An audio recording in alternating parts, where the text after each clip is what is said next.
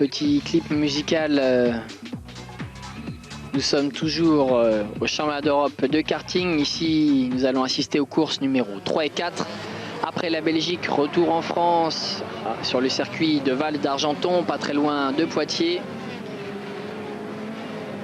Il y a quelques instants, nous avons vu qu'en Belgique, Sauro Cecchetti avait fait la loi. Mais ici, il faut faire attention à ce pilote, le numéro 26, Giuseppe Palmieri, absent à Genk pour des raisons de santé et qui a fait la loi lors des qualifications. Il mène le bal après les manches. À ses côtés, nous retrouvons le 4, Rubens Carapatoso, champion du monde en titre en Formule 1, et un super départ de Carapatoso, très décidé face à Giuseppe Palmieri. Troisième, Alessandro Manetti, multiple champion du monde, un petit peu en retrait depuis un an. Alors que Carapatoso tente crânement sa chance et prend la tête de la course. Et Manetti qui a essayé de passer Palmieri, mais ce n'est pas passé. Alonso Diaz est quatrième. À suivre les Français qui, après les manches, ne sont pas mal classés, avec Arnaud Sarrazin 7e et Christophe Vassor 9e. Et ici, regardez le numéro 8, il est 5e, auteur d'un super départ, Joan Beno. C'est un petit peu le local de l'épreuve. Joan Beno qui s'est lancé de la 11e position et qui est déjà superbement remonté. Le pilote Solicart après un début de saison extrêmement difficile. Là, il revient aux avant-postes. Palmieri, Carapatoso, Alonso Diaz. Et ici, Davide Forêt qui remonte et qui vient de passer Ennio Gandolfi, le pilote BRM. Et là, je sens la course explosive. Regardez, ça bagarre à tous les niveaux. Palmieri qui semble bien maîtriser, mais derrière, ça chauffe. Beno qui semble extrêmement motivé par son retour aux avant-postes. Et ici, un accrochage. Accrochage avec Ryan Bresco et Sandro Mara. Et tout d'un coup, le chaos. Qu'est-ce qui s'est passé? Palmieri pris dans un accrochage avec Beno et Bremer. Regardez l'accrochage. Ah oui, très spectaculaire. Bremer le 11, 26 Palmieri et Beno. Et ici, c'est la tête de la course qui est décapitée. Évidemment, Carapatoso en profite. Il est passé à travers l'accrochage. Il mène la course devant Alonso Diaz et Manetti. Manetti qui est passé au travers des embûches également. Et ici, Jan Heylen. Jan Heylen qui attaque le 45. Vincenzo Luzzi, le pilote CRG. Et attention à Manetti, le 46, il est 3e. Il est revenu sur les deux ex-jeunes loups de la Formule 1. Vous allez voir, Manetti qui va faire parler sa science et qui a passé proprement et sans faute Alonso Diaz. Il est maintenant en second, le pilote CRG. CRG qui, après un week-end difficile en Belgique à Genk, revient en forme ici en France au Val d'Argenton. Manetti facile.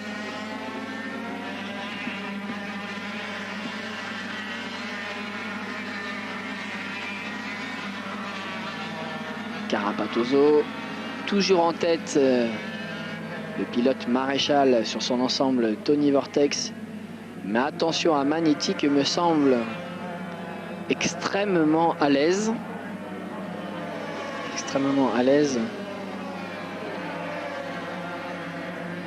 Et voilà, Manetti qui déboîte et qui passe propre et sans bavure. Voilà l'Italien ex-champion du monde en tête de la course. Ça faisait un petit moment qu'on n'avait pas vu à pareille fête, Alessandro.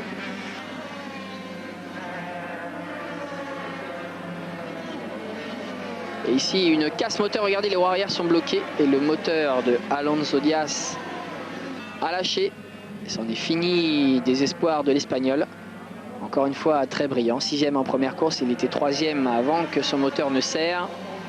Manetti, lui, est toujours en tête, mais attention au poursuivant qui ne lâche pas. Ici, Carapatoso qui attaque en force.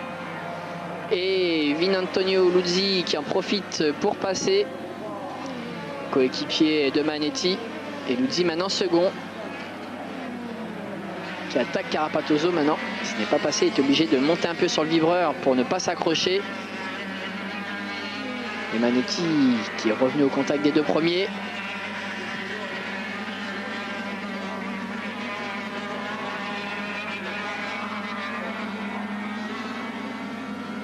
Luzzi qui est très très pressant derrière Carapatoso. Il va attaquer, il attaque. Et c'est passé. Vintantonio Luzzi est en tête de la course. Luzzi qui attaque sa deuxième année dans la catégorie Super A. Ou grosse explication là en tête. Et nous sommes à l'attaque du dernier tour. Luzzi qui a clairement contré une attaque de Carapatoso. Il ne s'en est pas laissé compter l'Italien. Et Manetti qui en profite et qui passe. Les deux pilotes CRG aux deux premières places. Là c'est la coalition CRG contre Carapatoso et son Tony Vortex qui en secoue la tête de rage.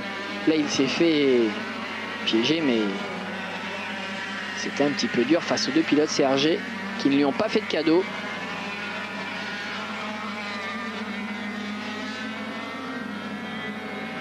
Et Luzzi qui semble bien parti pour s'imposer dans cette première finale Super A de la journée.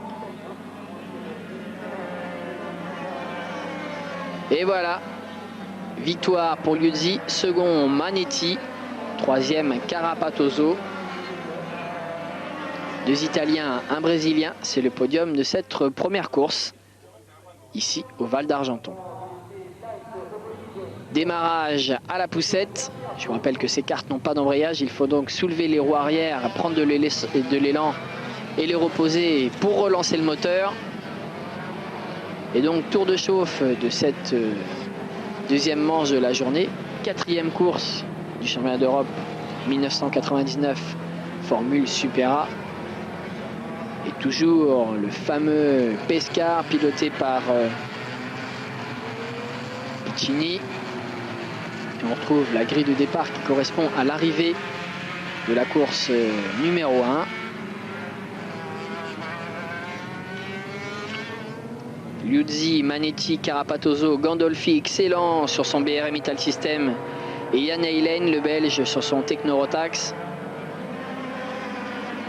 Massimiliano Orsini avait fini 9e, Beggio 10e et c'est parti. Et tout de suite Luzzi qui neutralise les velléités de Carapatoso.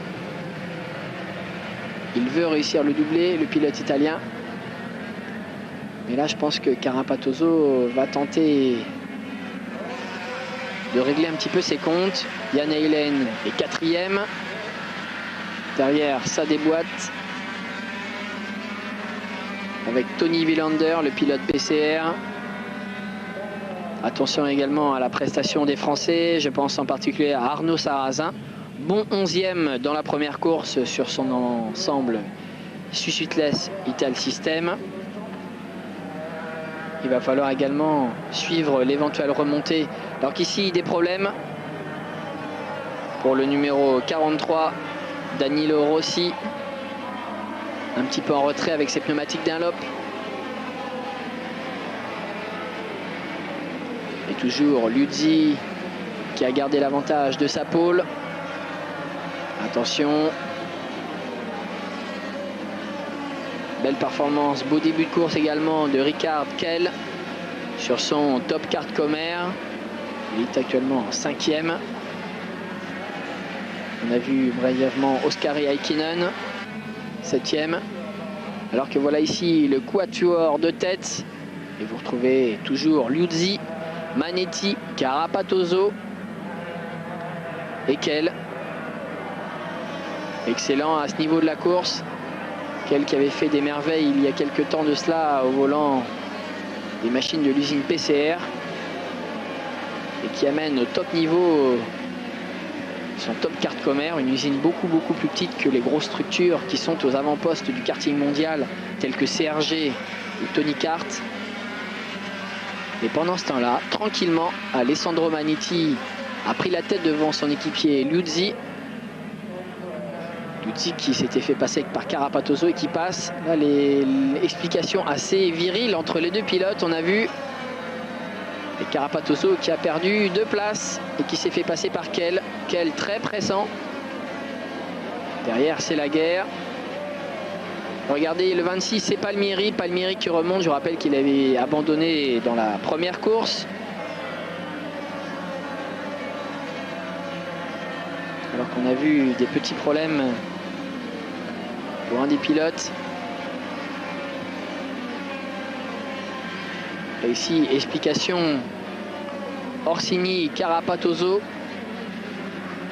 C'était pour la 4e place. Toujours Liuzzi qui est repassé en tête devant Manetti. Quel excellent 3e. 4e Orsini qui remonte. 5e Davide Forêt.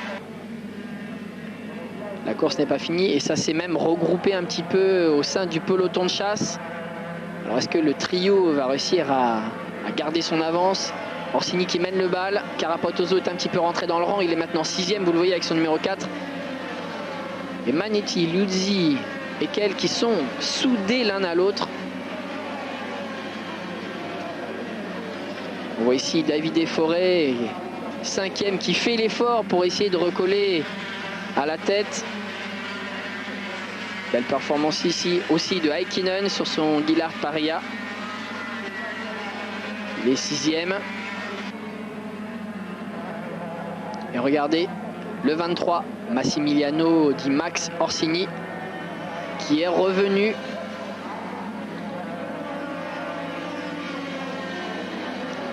Qui est revenu à la 3e place et qui passe Liuzzi. Il est maintenant second. Alors que l'on a pu noter l'abandon du numéro 10, Ricard Kael. Et Orsini qui semble très à l'aise, qui vient s'immiscer ici pour la lutte en tête. Il revient sur Manetti.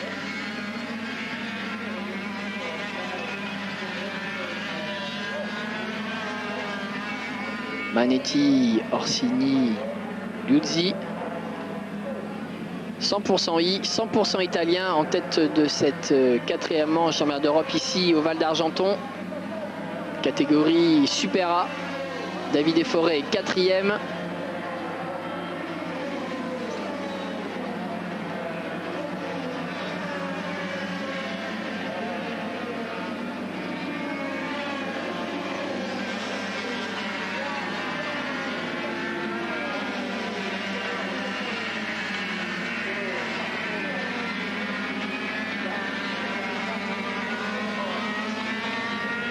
Alors toujours Manetti qui mène la course devant Orsini, mais Orsini se rapproche, les pilotes Birel.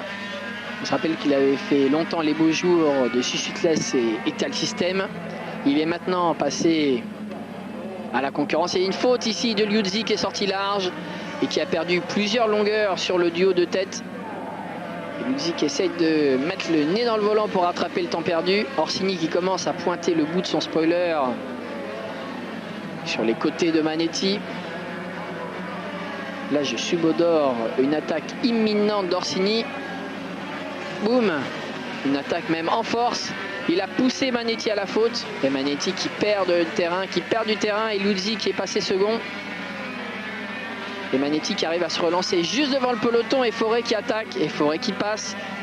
Davide Forêt est 3e. Carapatoso 5e. Regardez, le 6e, c'est Giuseppe Palmieri, qui a fait une remontée extraordinaire. Je vous rappelle qu'il avait abandonné en première course. Giuseppe Palmieri qui est l'homme le plus rapide en piste, assurément. Orsini. Et Orsini qui s'impose dans cette 2e course de la journée devant Vincenzo Liuzzi, qui est quand même le grand vainqueur de la journée avec sa première et sa seconde place. Max Orsini, champion du monde 1995, c'est lui. Sur son Birel Italsystem Bridge. Forêt s'en sort bien, il finit 3e. Belle remontée du champion du monde en titre. Et Orsini qui est un pilote d'expérience,